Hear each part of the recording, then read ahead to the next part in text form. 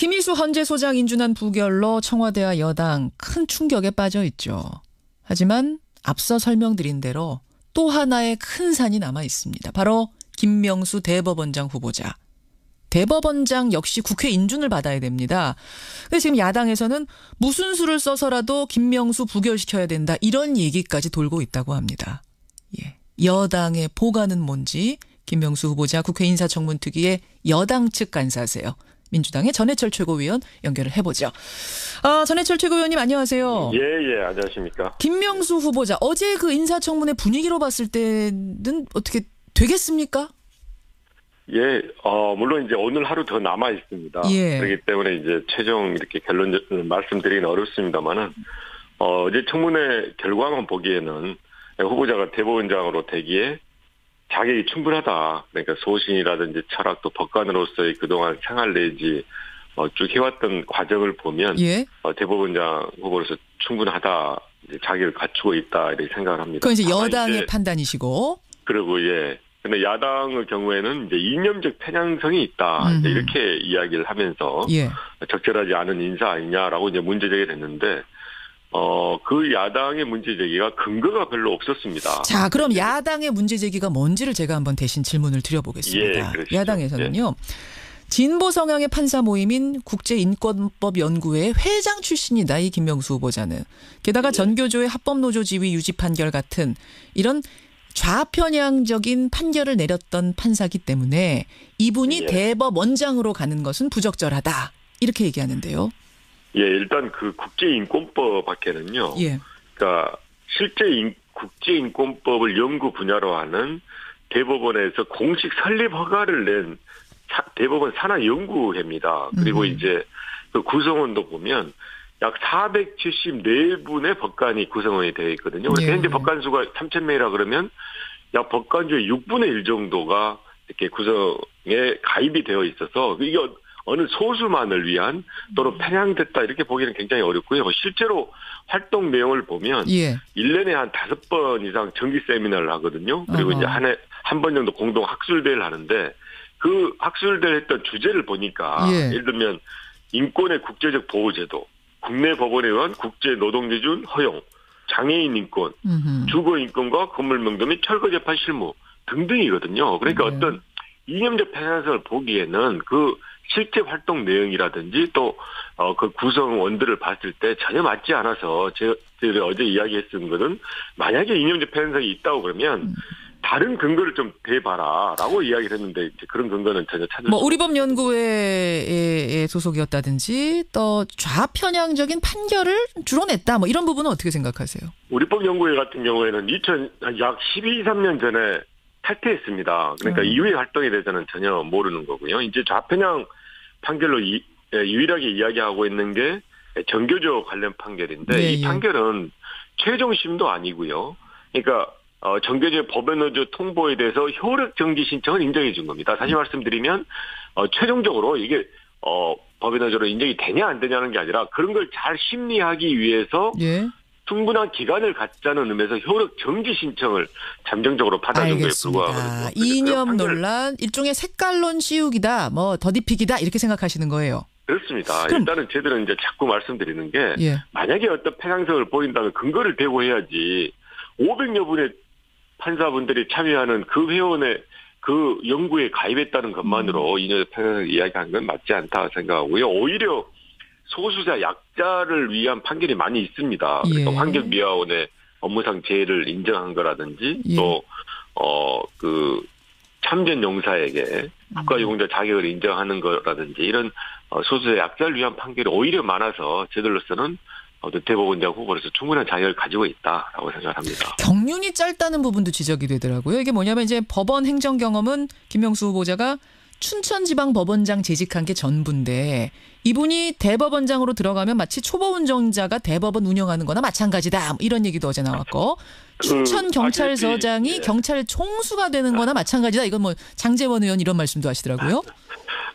이제 아시지만 이제 미국 같은 경우에도 연방 대법원장이 50세 가능하고요. 그리고 가장 법제가 유사한 일본의 경우에도 대법원 판사를 대법관을 하지 않고 바로 대법원장을 이번에 했던 분의 선례가 있습니다. 그러니까 기본적으로 법원 행정처나 다른 경력을 요구하는 것은 맞지 않고요. 그리고 지금 이제 법원의 개혁이 필요한데 예. 법원이 이제 국민들에게 신뢰를 못 받고 있지 않습니까? 예. 그러면 법원이 민주적이고 또 독립성을 갖는 게 중요한데 지금의 독립성은 다른 행정기관 또는 대통령으로부터의 독립도 중요하지만 법원 내부로부터의 독립이 중요합니다. 얼마 전에도 법관들에서 블랙리스트 사건도 있었죠. 이렇게 발생하지 않았습니까? 예. 그런데 그 법원 내부의 그 독립이나 또 그 개혁을 위해서는 예. 법원 행정체의 그동안의 역할에 대해서 문제 제기를 하고 그 법원 행정체가 제대로 할 수 있는데 지금 이야기하는 것은 그런 법원 행정체 출신이 아니지 않냐 또는 그동안의 법관 엘리트 코스가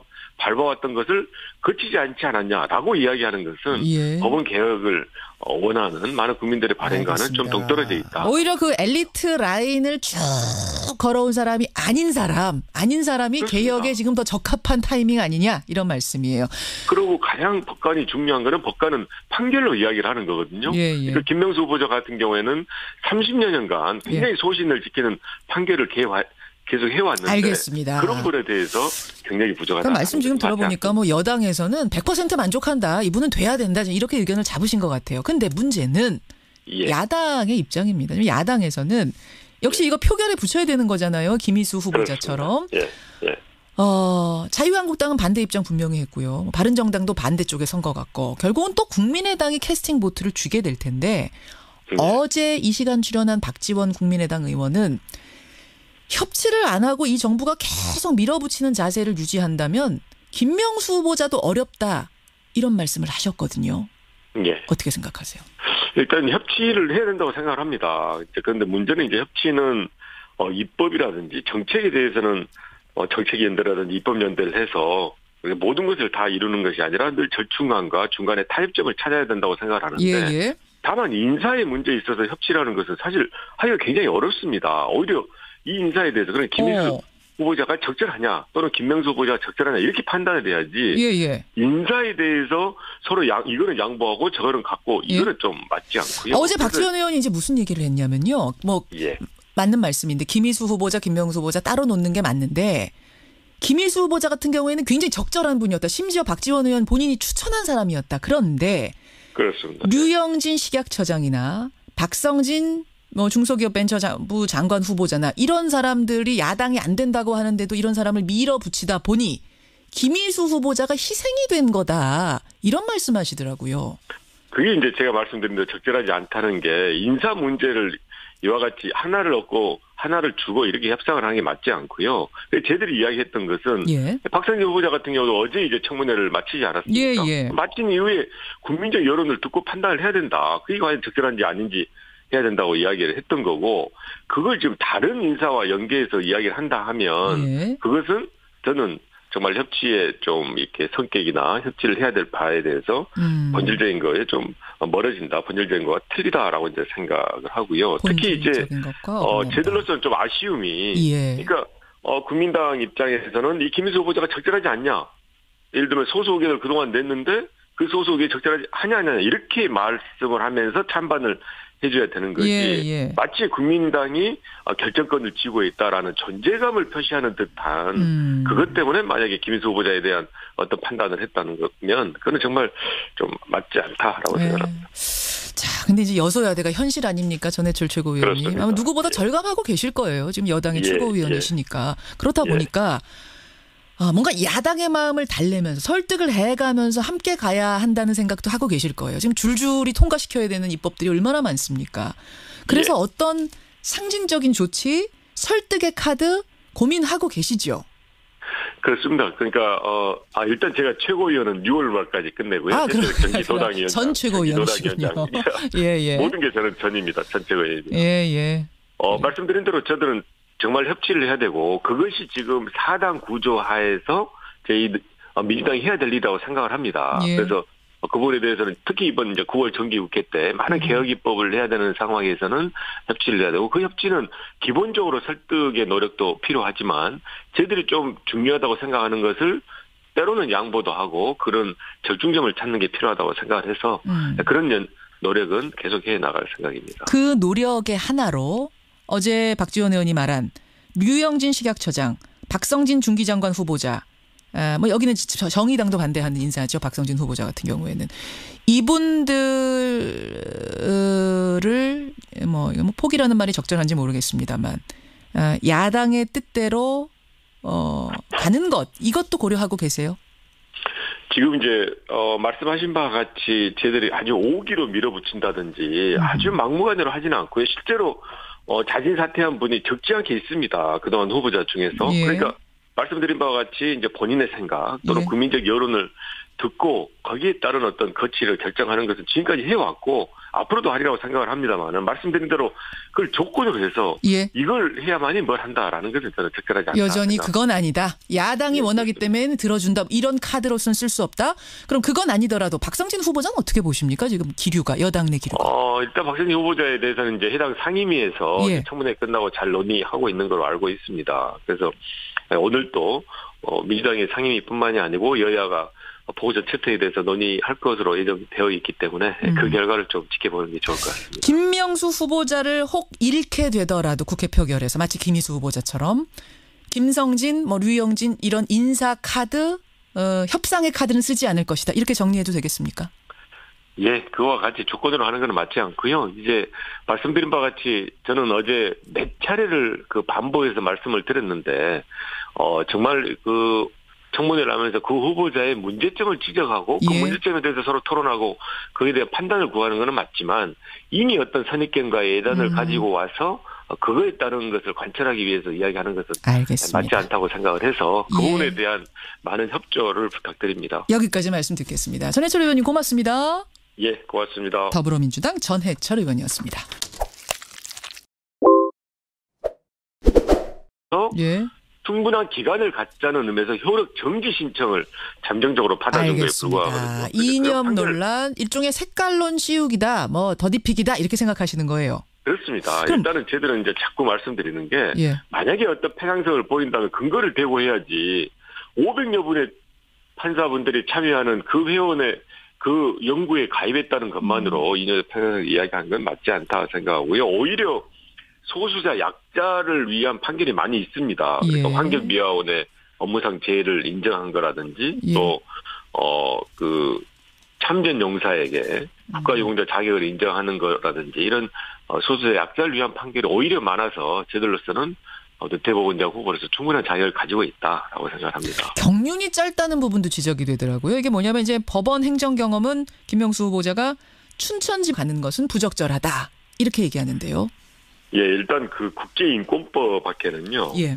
그러니까 실제 국제인권법을 연구 분야로 하는 대법원에서 공식 설립 허가를 낸 대법원 산하연구회입니다. 그리고 이제 그 구성원도 보면 약 474분의 법관이 구성원이 되어 있거든요. 그래서 예. 현재 법관 수가 3,000명이라 그러면 약 법관주의 6분의 1 정도가 이렇게 구성에 가입이 되어 있어서 이게 어느 소수만을 위한 또는 편향됐다 이렇게 보기는 굉장히 어렵고요. 실제로 활동 내용을 보면 예. 1년에 한 5번 이상 정기 세미나를 하거든요. 그리고 이제 한 해 한 번 정도 공동 학술대회를 하는데 그 학술대회 했던 주제를 보니까 예. 예를 들면 인권의 국제적 보호제도, 국내 법원에 의한 국제 노동기준 허용, 장애인 인권, 주거 인권과 건물 명도 및 철거 재판.